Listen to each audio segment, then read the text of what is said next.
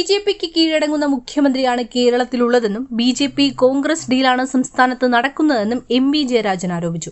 BJP ഭരിക്കുന്ന സംസ്ഥാന സർക്കാരുകളുടെ അതേ നിലപാടാണ് വി.ഡി. സതീശൻ സ്വീകരിക്കുന്നതെന്നും അദ്ദേഹം പറഞ്ഞു.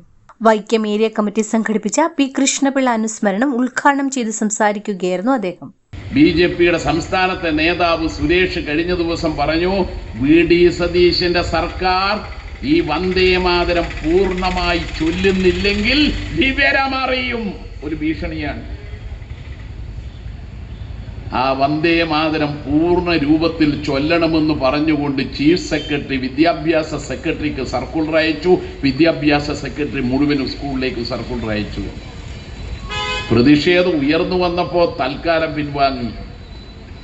എന്നിട്ടും നമ്മുടെ തിരുവനന്തപുരത്തെ വനം വകുപ്പ് ഓഫീസിന്റെ മുമ്പിൽ നടത്തിയ ദേശീയ പതാക ഉയർത്തൽ ചടങ്ങുണ്ടല്ലോ, ആ ചടങ്ങിനോടും ഒരുമിച്ച് ദേശീയ ഗീതമായ വന്ദേമാതരം പൂർണ്ണ രൂപത്തിൽ ചൊല്ലി. അവര് മാത്രമല്ല ചൊല്ലിയത്, ഡൽഹിയിൽ AICC ആസ്ഥാനത്തും ചൊല്ലി.